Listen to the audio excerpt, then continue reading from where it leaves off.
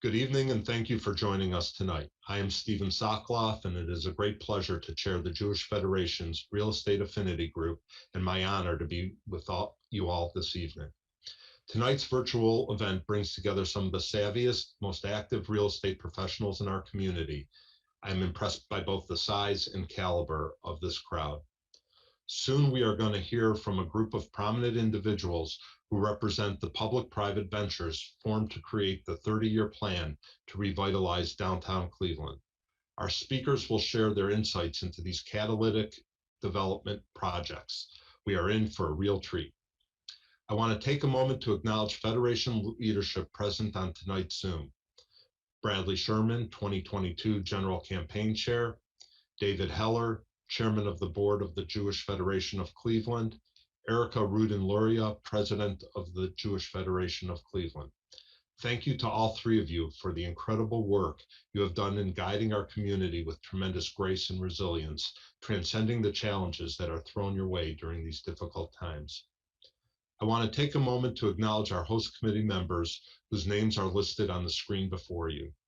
Thank you for helping ensure the success of this evening's event. Lastly, I want to recognize and thank our very generous corporate sponsors, many of whom made special commitments for the first time this evening in honor of this special event. Our gold sponsors, Angelo Gordon, Benish, BWE Bellwether Enterprise, Greenberg Traurig, Nelson Mullins, Petros Homes, Stewart National Commercial Services, Tripost Capital Partner. Our silver sponsors, Clearstead Investment Services, Huntington, Hornberger, Fuller, Garza and Cohn, Latham and Watkins LLP, Thompson Hine LLP. Our bronze sponsors, Fifth Third Bank and First National Bank. Thank you all for your partnership and for supporting our community in such a meaningful way. Tonight we come together as real estate professionals who care about the future of Cleveland as well as the future of Jewish Cleveland. By investing in the Federation, we leverage our collective community strength to create, direct, and affect lasting change. It is now my pleasure to introduce to you Jimmy Ratner, who will share the reasons why he chooses the Jewish Federation as a vehicle through which to invest in our community. Jimmy? As many of you may know, my family has a long history in real estate in Cleveland, and an equally long history of supporting the Jewish Federation of Cleveland. When I think of these two pillars of my adult life, I'm really struck by the interconnection between supporting and investing in our Federation and supporting and investing in the communities in which we work and in which we make our home. Both of these are focused on building and supporting the vitality and longevity of a community. Both thoughtfully designed solutions that bring people together in safe, open, and welcoming spaces. Both are focused on addressing today's issues and preparing tomorrow's needs. Nothing has made me prouder of my ongoing support of the Jewish Federation of Cleveland than watching and participating in its work over the past year and a half. Because of the continued generosity of its donors, Federation was able to help keep Jewish Cleveland open when so many around us had to close. The investments our Federation has made in our Jewish community this year have had a dramatic and long reach. Our COVID Relief Fund, which supported our nursing homes, our day schools, JCC, Belfair JCB, JFSA, and all the other agencies, schools, services, and programs within the Jewish community, through the financial pressures created by the pandemic, has kept our programs afloat. Our vaccination program contributed to the health of the entire community, addressing together a public health crisis unknown in my lifetime. Federation ensured the critical programs and services of our community, those that were most needed, continued without interruption and positioned our community to come through the pandemic stronger than ever. We should all be so lucky as to have our investments provide an ROI like gifts to the Jewish Federation of Cleveland do for our community. Today, we are here for good. And with the donation to the 2022 Campaign for Jewish Needs, you'll help ensure that we remain here for good for years to come. This is what gives true meaning to one of our strongest tenets, going from strength to strength. Now is the time to fill out the pledge cards you received earlier in your email inbox. There are several ways you can make your donation. One, you can use the QR code shown in my background screen, or two, follow the URL displayed to make your gift online. Thanks to the Brunswick companies, we have the opportunity to increase the number of donors giving at one of our donor recognition societies. For every increased gift that welcomes a donor into the next giving society, the Brunswick companies will make a $1,000 gift, up to $75,000, to the 2022 Campaign for Jewish Needs.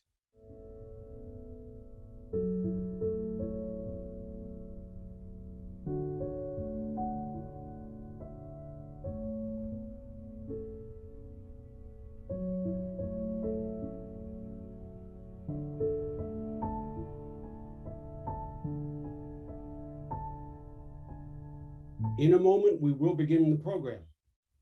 Thank you for your generosity and for all you have done and will continue to do to support our community. Jimmy, thank you. And thank you to Steve for kicking off tonight's event. We're going to have a really great discussion tonight. We've got a great panel, and I want to thank them in advance for being here and being a part of this wonderful evening. And I want to thank our sponsors who really stepped up to help out the Federation.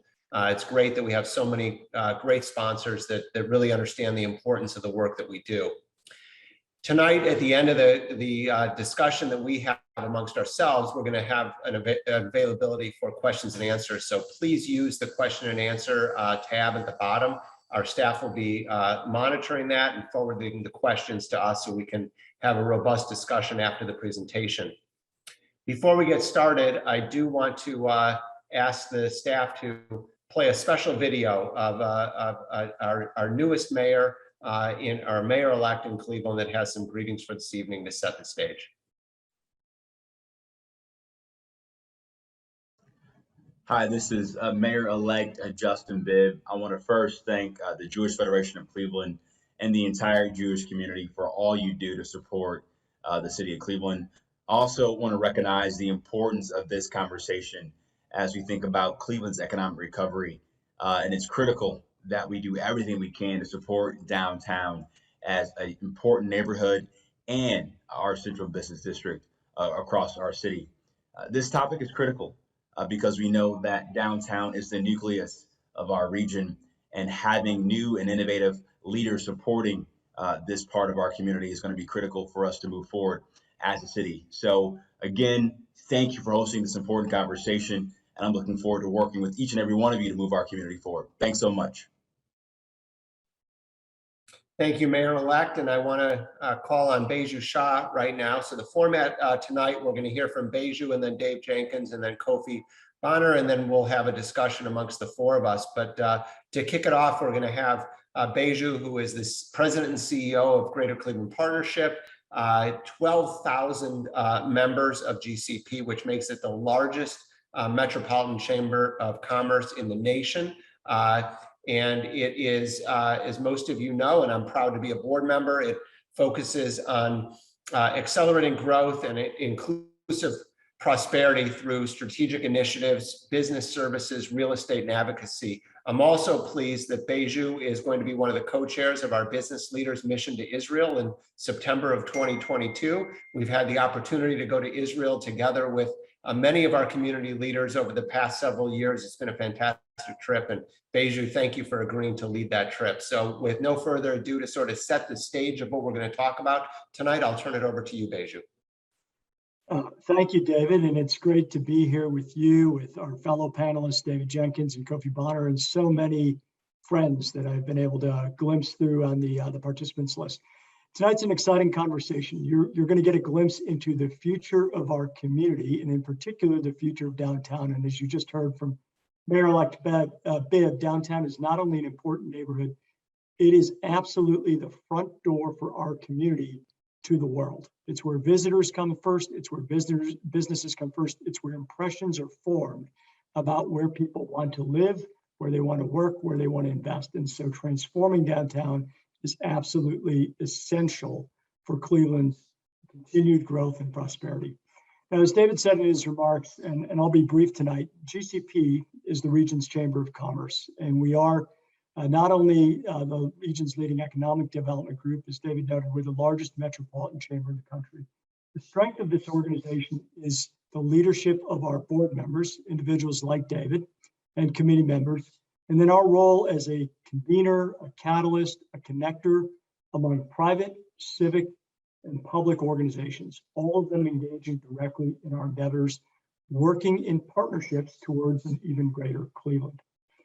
When I started as the head of the Greater Cleveland Partnership, we established 3 priorities as a board and as a team, 3 priorities that continue to guide our actions today. The first and the most important is to restore the foundation of a civic system, one in which public, private, and civic organizations work in partnership, because without that system, we cannot have any of the great visions that have been outlined that you'll hear more about today actually come to full fruition.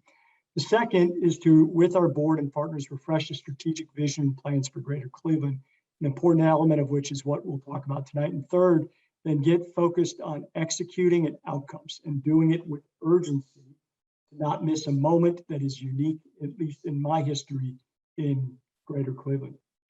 So on the first priority, restoring the foundation of a civic system, when we are at our best as a community, whether it's battling pandemics as we are doing today, welcoming newcomers and refugee populations, or hosting global events, or even winning championships, two words sum up why we are at our best, and that's all in.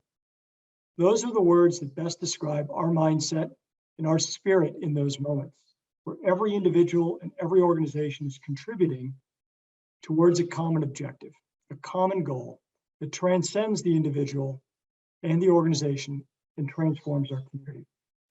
To restore that civic infrastructure that powers our vision, we have chosen AllIn to summarize the mindset, spirit, and values we need to express to power us forward towards a greater Cleveland. And to define that spirit and that renewed civic culture, we developed a set of AllIn values that guide our approach as a team and as a board, and most importantly, as a way of working with partners throughout our community, public, private, and civic. There's 7 values. I'm not going to go through all of them tonight, but it all start with the word in. It begins with being inspired, setting ambitious goals supported by a dedication to execution. Tonight, you're going to hear about 2 of those ambitious visions that Kofi and David Jenkins will tell you about.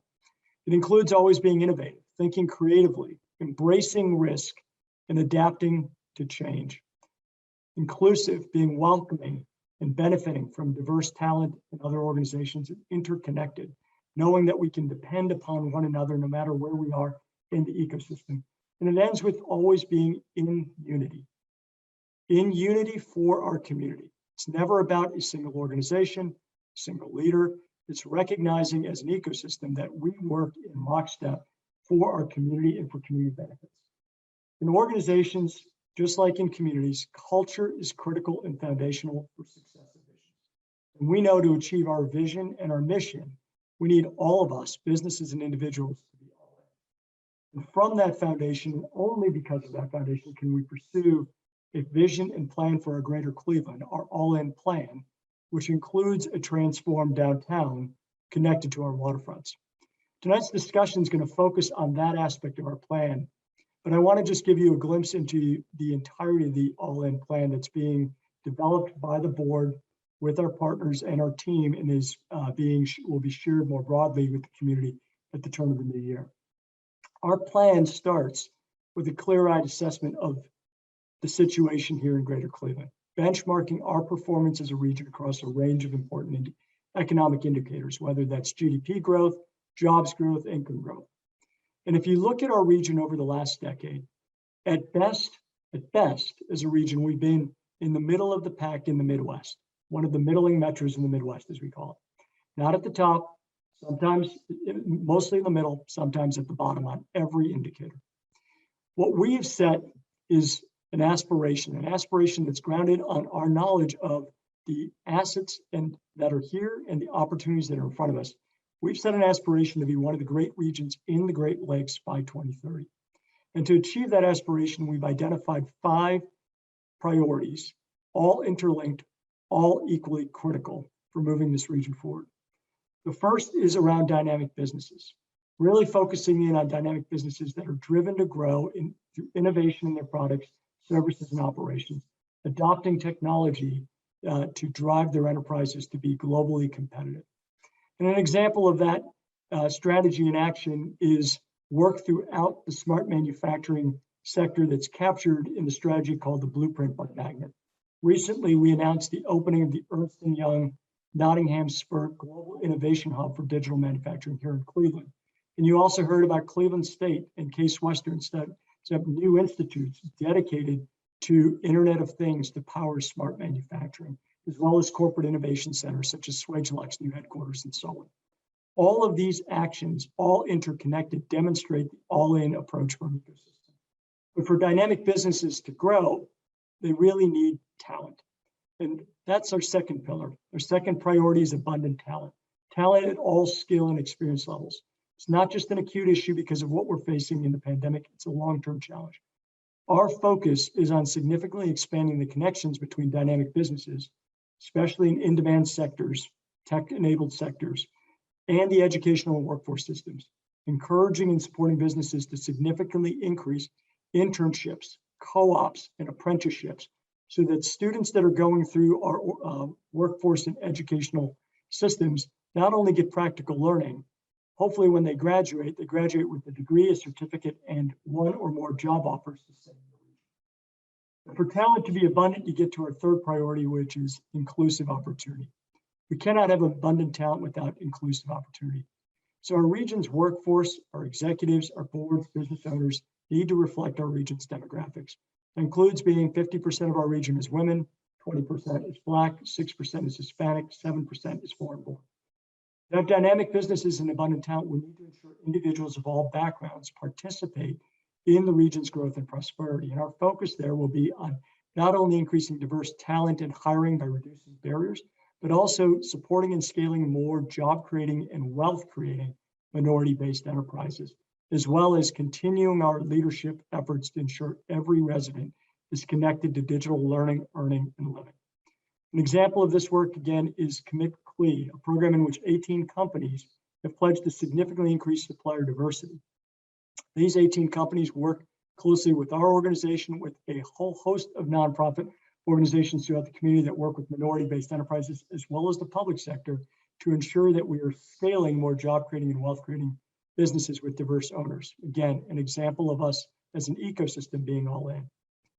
So with all of those, with dynamic businesses and abundant talent, we have to remember that those businesses and talent can work and live anywhere, and that's our fourth priority.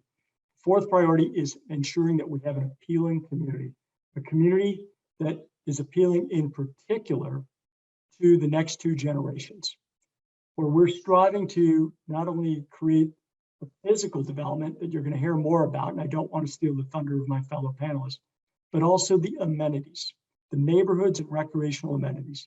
And looking at it through the eyes of the next generation, recognize the importance of parks and trails, arts and culture, restaurants and entertainment, not only about our historic assets, such as the orchestra and the rock hall, but also the need to nurture live music venues throughout that appeal to people looking for places to go on a Thursday evening.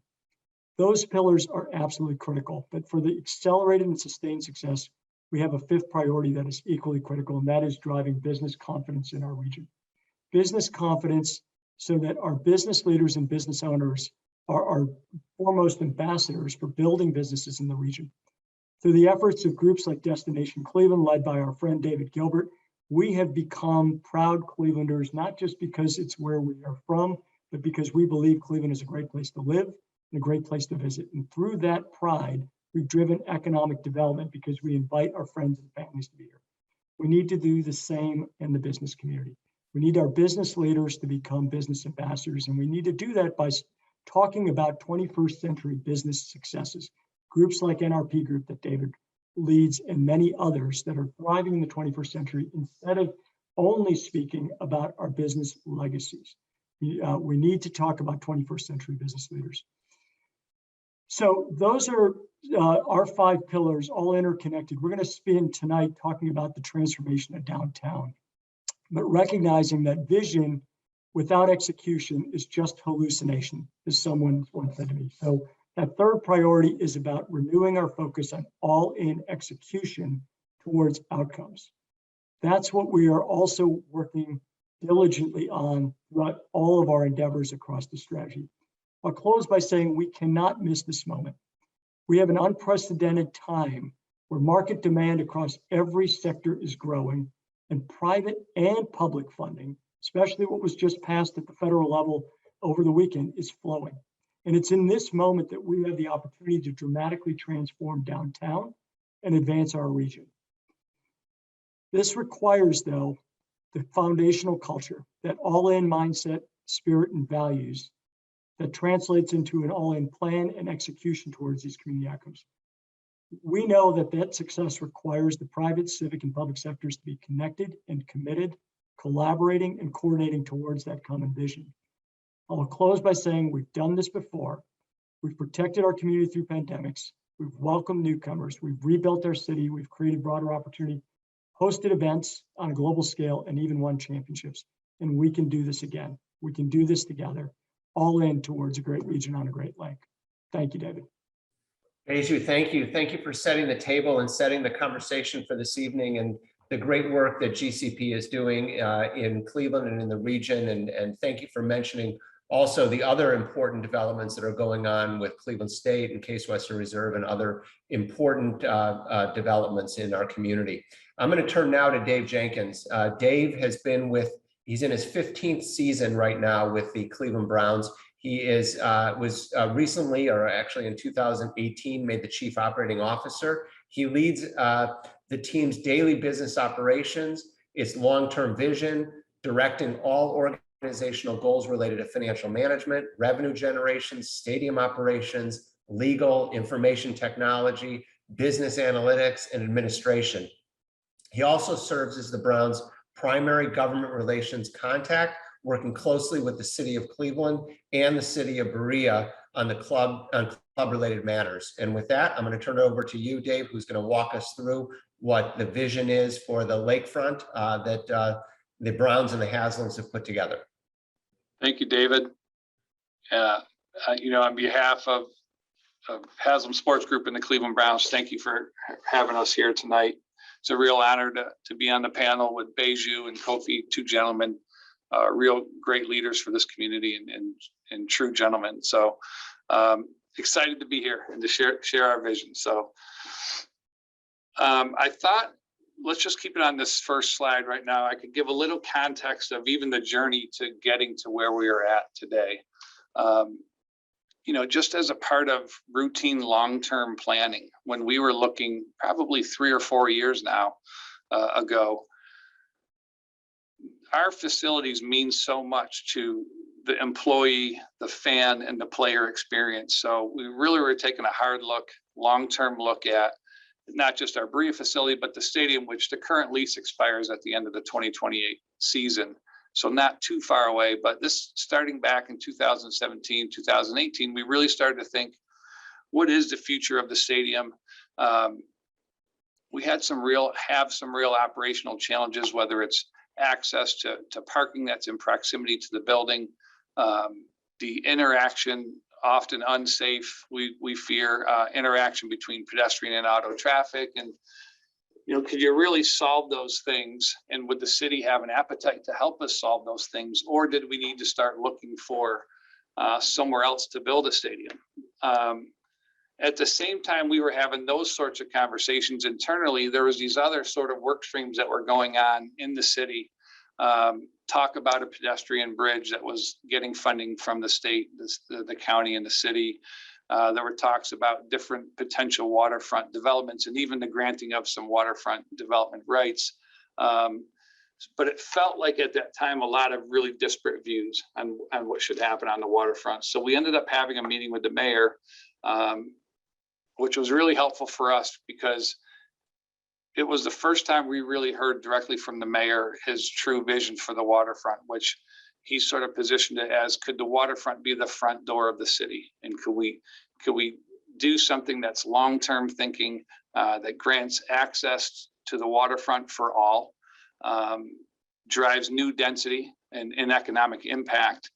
And could we do that through some sort of public-private partnership? So we left that meeting essentially with permission from the mayor to take the lead on maybe pulling a vision together of what the lakefront could be. And the irony of it was we had to really kind of do it in confidence and in a bit of secrecy, even though there were, one of the things that we really had a hard time with, it was all the disparate views of other projects that were going on. So we were asking, hey, let us take lead and really be considerate of others. And not to appear selfish in doing that. So the first thing we did was hired a world-renowned landscape architect, Nelson Bird Woltz. Thomas Woltz worked with us and really helped us think through, how do you create space that is inviting to all? It doesn't take a ticket to enter. A little bit of investment in infrastructure that leads to significant investment, private development investment. So we ended up developing the vision that we're going to share with you tonight. We're currently in the feasibility study phase, which essentially we received $2.5 million recently from the state, or the city did. The city matched that with another $2.5 million to study some of the things that would need to happen to bring this vision to reality. So we're gonna move to the next slide, please. Kind of give you a lay of the land of what everyone sees right now, which is some beautiful mall space, some railroad tracks, Route 2, and then really a largely underutilized, underdeveloped lakefront parcel that actually has 3 great institutions, and 4 if you include the port. So we thought, how could we create some sort of campus feel and do a better job of connecting downtown, the heart of downtown, to the waterfront? So we've got a video that I'll narrate, but this is kind of the current state, and the video will take us through what we think it could be, and then followed by some still photos. So here it is, flying over Public Square, and then we're going to fly down the malls. What you'll see is a huge if is the removal of Route 2 and the building of this large land bridge to span the railroad tracks, create new parcels. By removing Route 2, you can create these parcels for development on both the right and the left in this long sort of land bridge that takes us right to the water. Hopefully you noticed a significant amount of green space throughout in this sort of final park along the lakefront, and then a bunch of mixed use development north of the stadium. And then even a piece of the port on West 3rd, which you can see on the right-hand side right now. Pretty intentional about giving people the opportunity to touch the water with that sort of crease that we carved out just north of the stadium. And then again, the significant amount of green space, and even sort of a broadening of the front patio or the front porch of the Rock Hall and the Science Center. By the removing Route 2, you can create more front yard for them. This is just a view coming down East 9th Street. You see the large, what we would envision to be office space building center to the photo. And then sort of another back look towards the city where we think there's potential for hotels, of course, a residential component, but really this sort of the theme of today, which is live, work, play in this district. But the key being, how do we drive new density? Let's not steal from other areas of the city, but how do we make this a place that we can showcase the city? And when someone's trying to steal our Sherwin-Williams headquarters, let's steal someone else's headquarters. So just continued different vantage points of the project. That's the front, basically the front plaza of the Rock Hall.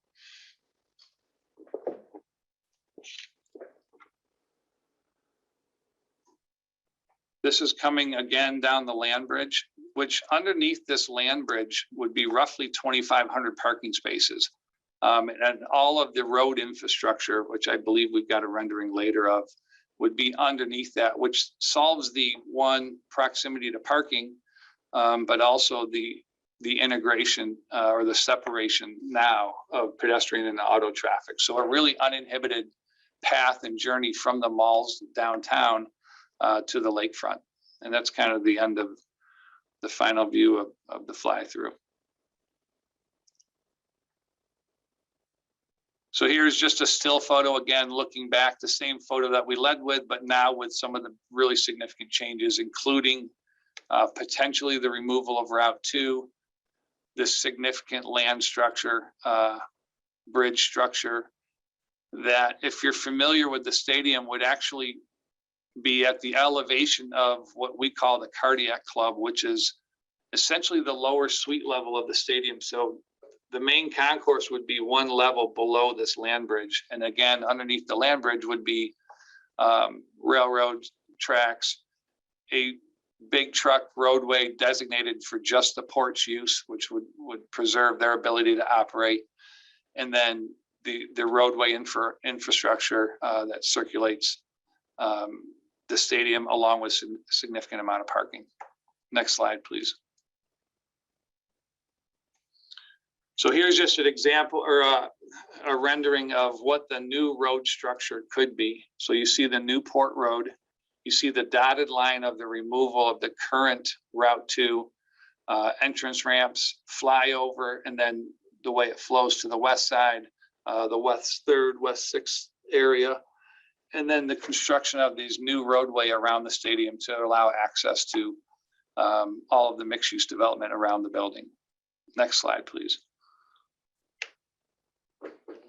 Just an aerial, so we've just got a few renderings that show, you know, of course, everyone knows that right below the malls is the convention center, and a convention center with a ballroom with large windows that allow in natural light. So we've developed this sort of Oculus theme that's got some seating, if you could see that, that should continue to let natural light into the convention center. And really, you know, I'm not an architect, not a designer. I've heard, you know, the Rosales Bridge. One concern with that was it was 1,200 feet long, and if once you got out to the middle, it's either you have to keep going or you have to turn back, and there really wasn't anything between destinations. And the goal of this land bridge is to create this sort of wandering experience that takes you to this campus feel on the lakefront that has mixed use. It has the stadium, it has the science center, the rock hall, et cetera. And how do you make that an interesting journey? So that's really was the priority here. And again, I think from this rendering, you can see a lot of green space on the lakefront. Next slide, please. Just another still shot that shows you actually the additional space it could provide some of the institutions like the Rock Hall and the Science Center. And then you see the construction of potentially this large scale office building, as well as the smaller white building that's in the middle of the rendering could potentially be an element of intermodal transportation hub. Amtrak is right there currently. So just thinking through, and then to the right of that or to the west of that would be potentially another hotel. And then even talking with David Gilbert and others, there are times when the convention center can't accommodate multiple shows or shows of certain scales. Is there a way to potentially connect the stadium to the convention center and provide additional space with us if there's an appropriate renovation that can accommodate that? Next slide, please. This is just looking back at the northernmost end of the parcel, and you see some mixed use new building just north of the stadium. And you see, again, you see the plinth and how it ends. This land bridge ends at the water. And could there be event space underneath it? Or, of course, it's capped off by some green space at the end. But just, again, the overall experience of the journey to the water and all the different things that we hope you could program whether it's in the summer or the winter. Of course, everyone's been to Chicago or Toronto, and that waterfront space is being utilized year round. So can we again drive the density that supports that programming? Next slide, please. Here's just a still shot of that sliver that we cut out on the north side of the stadium. We felt that if there's a way to give people a chance to touch the water, it would just make it that much more of an intimate experience versus just walking out a boardwalk and seeing the water. So this was more of an intentional attempt at, if people are hanging out at lunchtime or kayaking, or just can we create a way for more water access? Next slide, please. And then this is just a view from the west side of the parcel, which is currently an active slip with the port, but turning that potentially into a marina. And again, given another reason for people to come down and be a part of this pretty active, hopefully, neighborhood. Took a little bit of inspiration, if you see that northwest corner where the water fountains are, from the summer solstice steps in Lakewood, which there's just a beautiful location for a summer sunset. Again, trying to make the most of the access to the water and the beautiful views. Next slide, please. And there's that perspective looking back at the sun. Next slide, please. So this slide really is, there's this great effort to not just connect north to south, so water to downtown, but also can we start connecting east to west? And I know the Metro Parks and other institutions are focused on that, but again, this slide attempts to demonstrate that some element of public investment to drive private development, which is just what we've gone through, but even future private development, and it's potentially where the courthouse is, or the Muni lot to the east, just continuing to maximize the opportunity that the lakefront provides and that the connectivity and the infrastructure investments could create. Next slide, please.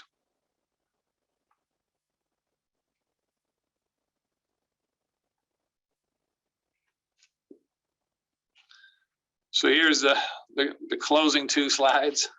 What it currently is, and minus the warehouses, which were recently removed for the NFL draft, which I should say the NFL draft, we think proved the thesis that if you can build something on the waterfront, even in late April, early May, people came down in big numbers in a pandemic, but it really did prove the thesis that you can do something pretty engaging on the waterfront.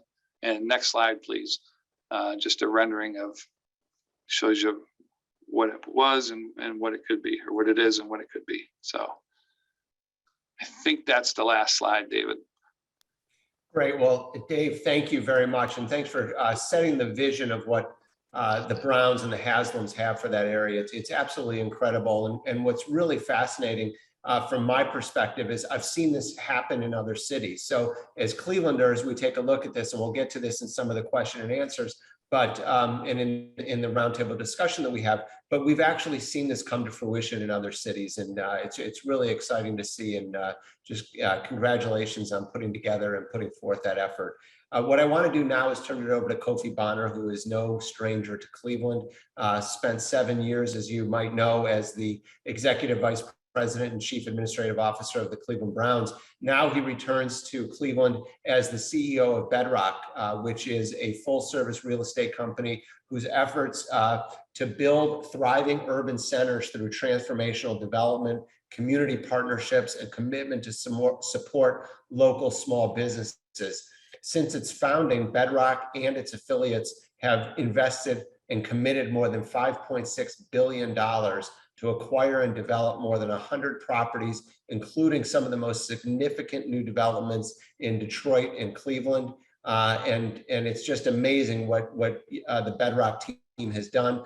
Congratulations on taking over that new role, Kofi, and we look forward to hearing what the Gilbert and the Cavs and Bedrock all have in store for this exciting next development that we're going to hear about.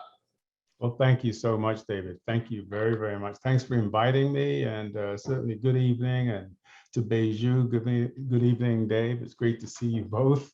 And I should say, I mean, after all, it's a happy Veterans Day, everybody, and a special thank you to all the veterans out there in the audience. And look, I will say that it is absolutely fantastic to be back in Cleveland. As David pointed out, I was here between 98 and 2005, and I actually had the pleasure of overlapping briefly with Dave Jenkins, and congratulations, Dave.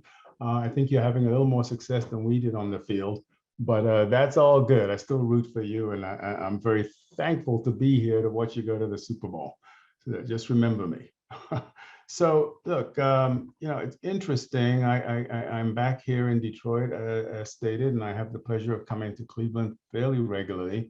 And one of the first things I noted as the CEO of Bedrock was the Tower City that I remembered taking my kids to and working. And I had the pleasure of knowing the Ratners and the wonderful job that Forest City was doing all around the country, because I actually knew them in San Francisco. And I saw that there's much to be done, let's say, in Tower City. So our first focus, frankly, is much around the efforts on and around Tower City. We did a brilliant job in Bedrock working with the Cavs to bring the Rocket Mortgage Fieldhouse to its excellence. And we think we can bring that kind of endeavor, that kind of initiative, that kind of energy and imagination to the area in and around Tower City. But first and foremost, that's an asset we currently have. So you may have noticed that we've already started beginning to program some events in the Tower City area. We spent the last 4 weeks or so actually curating a series of free concerts to really bring back new events and experiences and for people to reintroduce them to Tower City. And part of that process was, let's say, something we call the Battle of the Lands. And a significant number of bands applied to play in these mini concerts, amateur bands, and the winner actually was the opening act for Bone Thugs and Harmony 2 weeks ago in Tower City, which really brought a number of people, again, to come into Tower City. But perhaps what was even more interesting is we had the opportunity to team up with a local nonprofit called Chain Reaction, who is actually going through a very interesting process of seeking new entrepreneurs from the metro region in providing goods, services, and retail opportunities. And we actually found out there was some great talent in the Cleveland region that we will be introducing into the mall. So fundamentally, our intent is to transform that mall from the mall that we all knew in the past to much more of a marketplace where people can come in and get goods and services, certainly, but also get experiences. So we can have forums and more music in that space. And fortunately, we're finding such a wealth of talent in the region that we're able to introduce some of those new folks to a real retail opportunity within Tower City. And many of them are beginning to open up in Tower City, and you'll start to see that transformation over the next several weeks. Look, and that's the first step, right? Reintroducing people to Tower City, even as we're beginning to freshen it up. We've engaged a world-class architect to take a look at the building of Tower, and we will be beginning to show some imagery as to how we think the future of Tower City might indeed look. Secondly, we've been looking at the environment right outside of Tower City, right on Prospect, right on Ontario, and we're working with the city to identify a series of public-private infrastructure improvements that we might undertake just to refresh that area, create much more, maybe more lighting and landscaping opportunities, just so there's much more pedestrian friendly. And as I say, just refresh the area. And we're working with the city to identify those right improvements. But I think the key, our long-term vision is really what I'd like to share some insight into. And just like Dave said, I mean, the riverfront area of the city, we think, and I know the city has been working through Baiju's good efforts and many other significant civic-minded organizations to really determine what is called, I guess, the vision for the valley.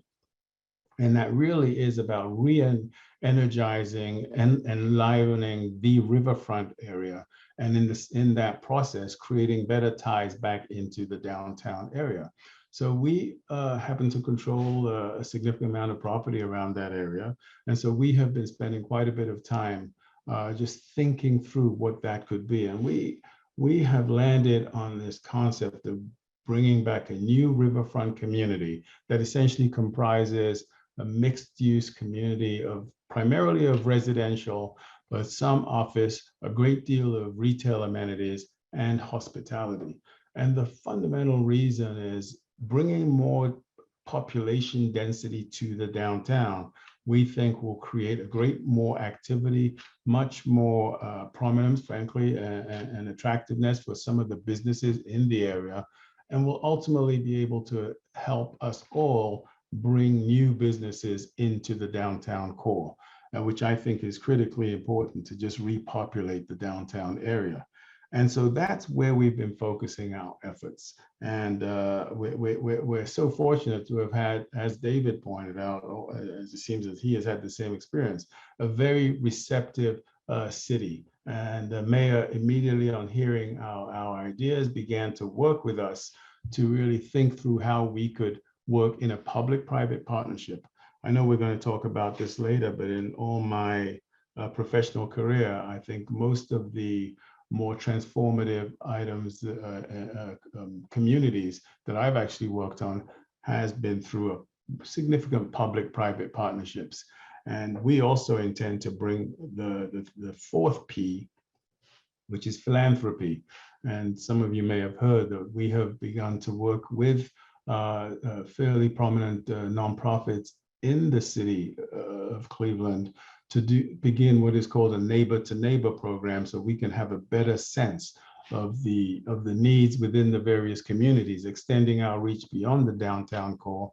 Because again, Dan and Jen Gilbert's fundamental vision in the cities in which they are investing is to create a comprehensive economic uplift for the whole city. So while we may focus our physical rebuilding efforts in the downtown, we're very, very intent on trying to look beyond the downtown and create much more of a neighborhood economic uplift. And the neighbor-to-neighbor program is one of the first steps to work with the nonprofits who will reach out into their communities and essentially provide that list of items that are needed in the community, so we can begin to put somewhat of a financing and a funding plan, philanthropic plan to begin to address some of those needs. So it's important to have a public-private philanthropic partnership, and that's how we view the next sort of era of sort of Bedrock's work within the city of Cleveland. As you know, they say, pictures are worth 1,000 words, and Dave showed some fantastic pictures, which I think will just immediately transform that lakefront, and again, provides great attractiveness to our overall ability to attract new companies into Cleveland. And we have a short video that we can just show you as we're beginning to work with the city to better identify how to begin the transformation of the riverfront.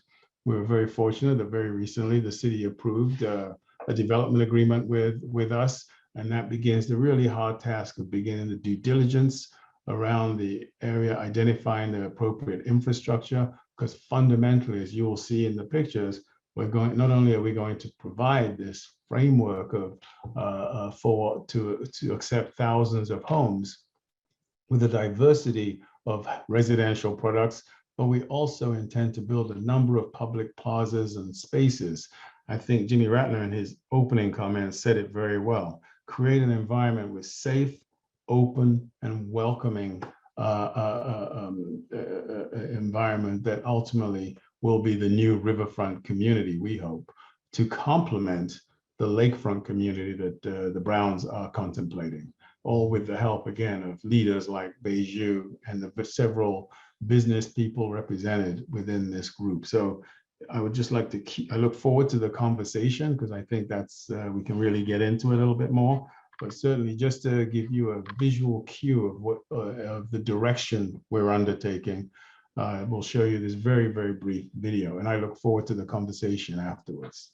So if you could play the video, please. Thank you.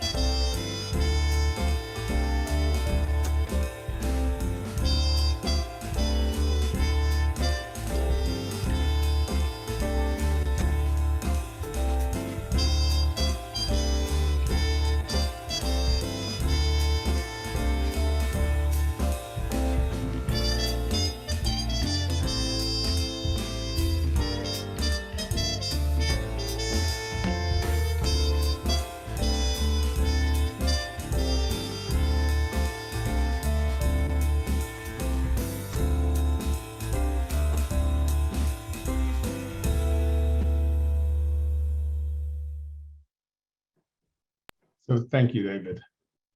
Absolutely. Thank you, Kofi. And we'll bring Baiju and Dave onto the screen with all of us here, and give us a minute while we set this up.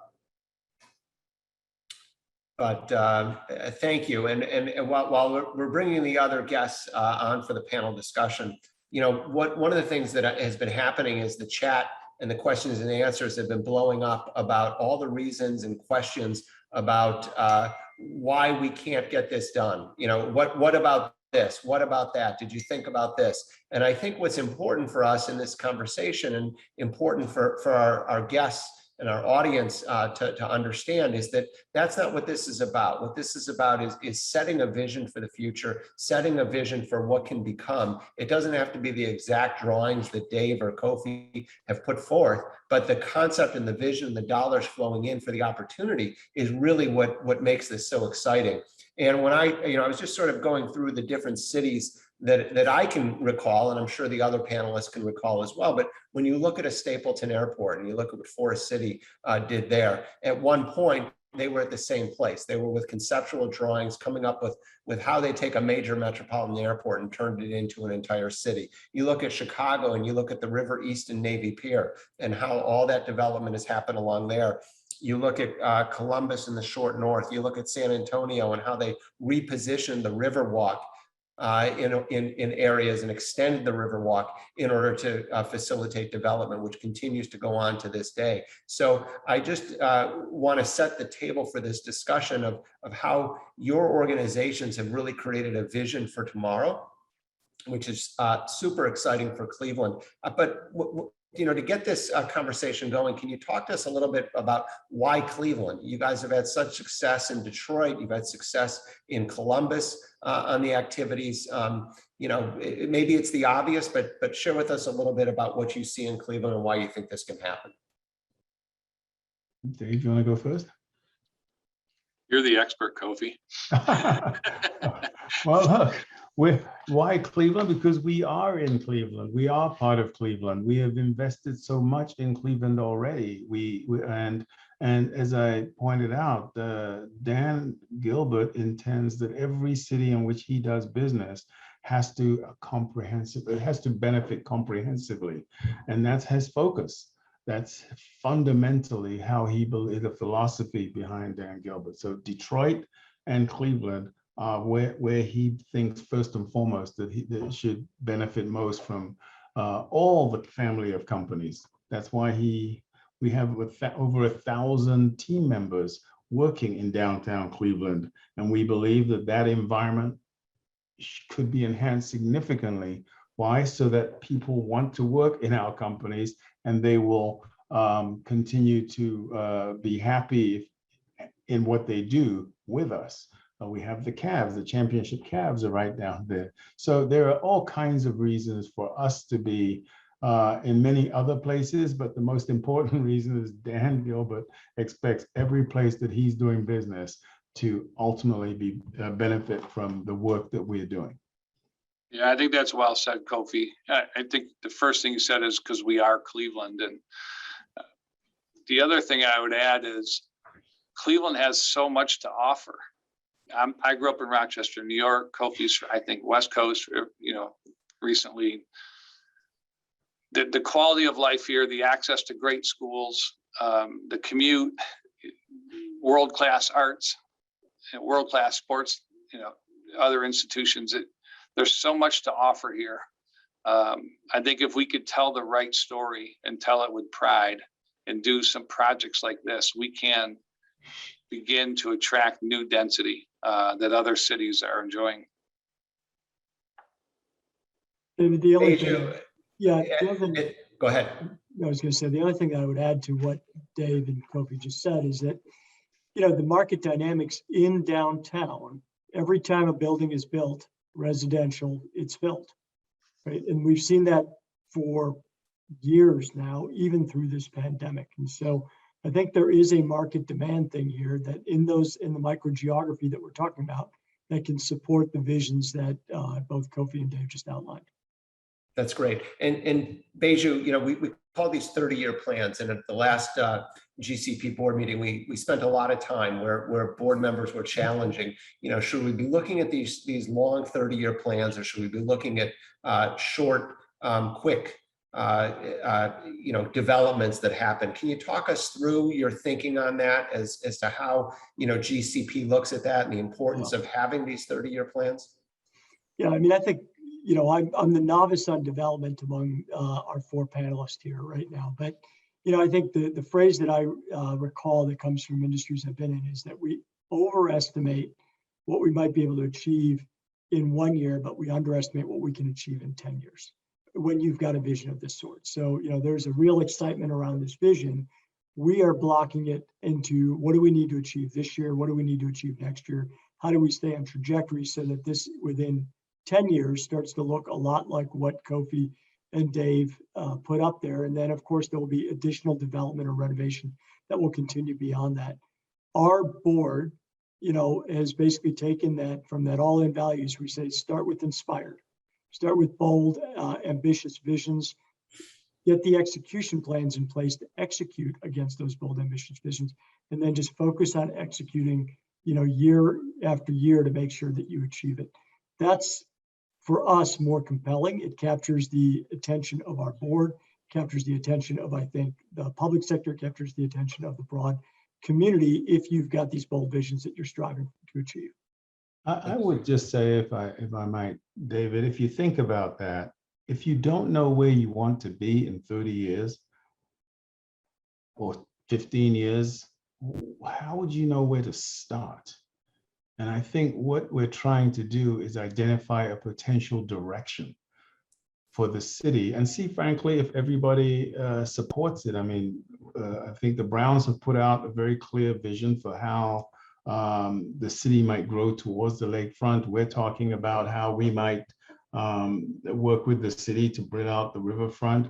I think personally, as an urban developer, that the notion of putting bookends in the city downtown and working over the 20-30 year time frame is brilliant, because neither the Browns, I would suspect, certainly not, nor the Bedrock believes that we're going to do this all by ourselves.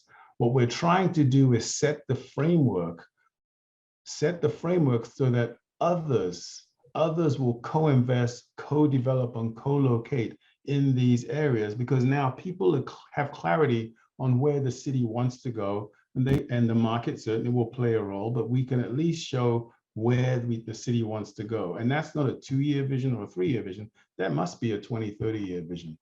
And Kofi, I couldn't agree with you more. You know, from NRP's perspective, that's exactly what we're looking for. So we're looking for a master developer to come up with a vision for the dollars within that community to be there. And then for us to play one small little role in the niche that we play, which is multifamily housing. And then there will be others that are involved in office, retail, and other metro parks who Baiju, you mentioned earlier, plays a critical role in making sure all of this happens, and that the public space is critically important. So I couldn't agree with you more. Dave, you've traveled around the country. You're looking at different NFL franchises. You're going to games every weekend. What are some of the best practices that you've seen out there of some cities that have gotten this right in developing around their stadiums? That's a good question, David. Every time we go on a road trip, we try to study not just the building and the fan experience, but also what's happening around these facilities. And, I'd say probably 15 years ago, the Kraft family up in Foxborough undertook a project to acquire a significant parcel and use that stadium and the traffic the stadium drives to sort of create other industries or other destinations, whether it's the movie theater. And it's a little remote, so it's probably not the perfect example, but when you win 6 Super Bowls and go to 10, that's attraction enough. But even Green Bay's a small town, but has been able to parlay the sort of pilgrimage that Packer fans take to Green Bay to spur a development around it. But I really don't think you have to look very far, including what we've done here in Cleveland in the Gateway District, and what a highly competitive and well-utilized facility like Rocket Mortgage Fieldhouse, with an incredible renovation. If anyone was able to go to the Rock Hall induction ceremony, it just showed tremendously well. But 81 nights or 41 nights of basketball and 150 other nights of events in a normal year creates a ton of activity that drives the restaurants and creates jobs, of course, with the Indians right in proximity. But then even we've experienced in Columbus when we bought the Columbus Crew, and we're able to see more closely what Nationwide Realty did down there by building the arena, which then really started the entire arena district down there, which then led to the construction of Huntington Park, minor league baseball park. And then ultimately we built a soccer stadium to kind of cap off the district. And we're now planning to build close to 500 residential units and 150,000 square feet of office space down there in Columbus as well. And it's all these buildings and these brands, these really powerful brands that lots of consumers engage with, can be great catalysts for additional development. Yeah, absolutely. And Kofi, same thing in Detroit. Maybe talk us through a little bit about what's happening with the sports facilities there, where the Red Wings and the Pistons play, and the way that was designed, where you had office and apartments surrounding it, and then entertainment leading in between both of the facilities there. Well, you say it, David, you just said it all, right? Is the density of activity, the density of investment, the ability to congregate people around a variety of different activities, and making sure that the public-private spaces all work together and frankly are attractive. And the sports activities, obviously, when you have a great sports town like Detroit and a great sports town like Cleveland, if you create world-class facilities, the fans will come.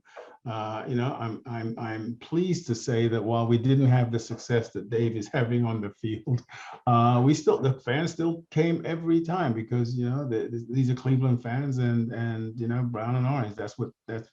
If you give them the right team and the right environment, they will come. The Cavs are doing fabulously, and obviously the Indians do. I mean, you create these world-class facilities and fans will come. So the trick is to build around that activity and ensure that there are public plazas and open spaces, and the retail and other amenities are there, and frankly, hospitality amenities are there to accommodate the visitors that come in. So when it all works together, there's this flywheel and this vibrancy associated with urban development. And that's what we all strive to do.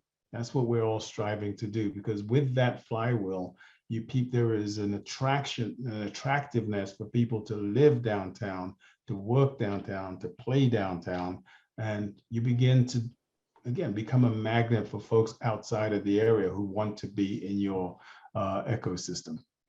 And when I look at Detroit and I see what they've done, it's not just the sports facilities are the anchors, but the number of nights that they are able to have music venues and to have small bands in the throughways and in the public spaces leading up to larger concerts, and just getting that activity and critical mass, and then the restaurants and the excitement and energy is really special. And you look at the plans that were outlined tonight, and you're not going to have 100% of it, but like you said, Kofi, it's a vision. It's a vision that comes forward that needs to be presented. And Detroit's gone through their setbacks. The light rail line would have been fantastic, but they're not giving up. It'll come back. It'll happen one day. And I think that's what makes this development really exciting.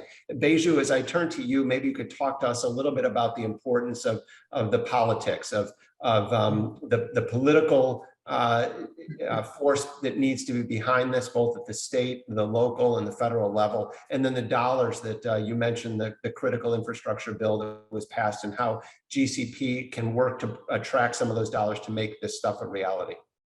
Yeah, so happy to talk about that, David. So first, coming together into this kind of cohesive vision. And tonight we've talked about the two major points on the north and the south, the lakefront and riverfront. But I want to remind everyone in the audience that, you already have the Sherwin Tower coming up on Public Square. You've got, as Kofi referenced, the vision for the Valley, which includes the Irish Town Bend and the developments in Ohio City. And then you've got the Cleveland State Master Plan, campus master plan that's being updated. So we're imagining first, the opportunity in this moment to create a new downtown 2040 vision, anchored by the types of visions that both Dave and Kofi talked about tonight. And with that vision, stacking hands with private, public, civic partners, that's when we've got that alignment that's required at the city and regional level, if you will, that then gets the state excited. So that when we go to the state, we talk about each of these projects being part of one plan, an all-in plan, and it's not this project or that project. These are all important. They all work in complementarity to one another. That's really important for our perspective. Now, in terms of the money, as we talked about, there's this moment that we've got with, in particular, the federal dollars that were voted on this past weekend, $1 trillion of infrastructure spending, some of which will flow in the normal course through down to states and localities, but a lot of which will be retained at the federal level and available only on a competitive basis.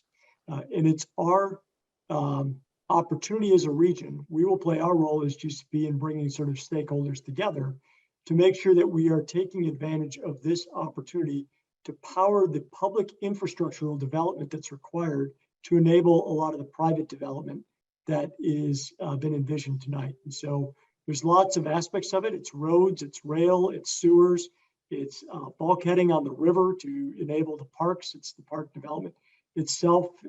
All of that is a part of that infrastructure. And we're fortunate that we had this historic vote this past weekend that enables the funding to be there, that in a way where funding should not be the barrier.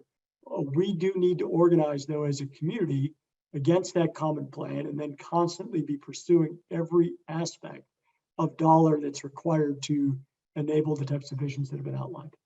David, if I may just add to that, because Baiju hinted on it in his opening comments, and I think it can't be said enough. As somebody who's worked in urban development for most of my professional career, other than the strange time that I spent 7 or 8 years with the Browns, I will just say that it is unprecedented. What is before us is an unprecedented amount of funding from the federal government for these very same plans we're talking about. And often in cities, the notion, or even regions, the notion is, let's go get this against this, pit this project against that project. This is not the time. This is the time to combine visions, come together, because the competition is not with each other. The competition is with these other states that are also putting together bold, ambitious visions. And it's really important that folks just understand that part of the reason and the timing for us coming forward is because this is a once in a generational opportunity for us to come together, lay out a vision and a direction. And as you quite rightly said, we may not actually, what may end up may be quite different in some respects from what we've put out. But my God, at least the public infrastructure and the template will be laid out so that Cleveland will be ready to accept the next the jobs for the next century, will be able to grow entrepreneurship, grow businesses, and frankly, create a whole different quality of life, perhaps downtown. And that's what's really important. This is a time for us all to come together, public, private, civic partnerships, because we're competing against another state that's putting these very same ideas together. And if we just have to make sure we're checking those boxes of sustainability, of inclusiveness, of really paying attention to the climate change factors that we all have to, and we're building back our cities in a much better manner. And like you said, go ahead. I was just going to say, let me just add one thing. So we talked about, we started this session with a message from Mayor-elect Bibb. And, what Kofi and Dave have talked about was under Mayor Jackson, enabling these visions, putting in place the development agreement, setting things in motion. But rest assured, we've been in contact, as I'm sure Kofi and Dave have, with Mayor-elect Bibb, and it is continuity. In fact, it's probably acceleration because he fundamentally understands the importance of the type of vision that we've got for a transformed downtown, as he said in his remarks, and how important that is to the city and the region. That's great, and I keep going back to Detroit because Kofi, that's where your organization has really done a lot of work, and what Dan Gilbert has done in Detroit together with Steve Ross from the related companies and the University of Michigan and Wayne State is really impressive with the vision and the dollars and the innovation that's happening all throughout the downtown region in Detroit. It's an example for all of us to follow. And we've got those same anchors here in Cleveland. So with this vision, with Cleveland State, with the Browns, I mean, the work that you guys are doing, it can all happen. And with these federal dollars coming, I think tonight has just shown the community how much there is out there to happen. And I can't say it enough. With the vision that you guys have put forward and the federal dollars that are available, I really think that 30 years from now, we're going to see a lot of what you presented tonight. Not exactly, but a lot of what you presented tonight come to fruition. I want to thank everybody. I want to thank our panel. I want to thank our guests. A lot of the comments that have been coming in have been all, I talked about the obstacles, but there's been a lot of positive. We have great architecture and architecture schools in the Cleveland area between Kent State, Cleveland State. There's a lot of great plans, a lot of people and a lot of energy that want to be a part of everything that you presented tonight. I think that brings about a level of excitement. I hope that we're able to do these types of community dialogues where we bring in people face to face and we bring in questions and answers and get the excitement out in the community at large. But I want to thank all of our sponsors. I want to thank our panelists for tonight, our guests for coming, and especially people that understand the needs in the Jewish community and have donated and opened up their wallets to help out our community. So thank you, and we'll make this recording available to everybody. Thank you very much. Thank you. Thank you.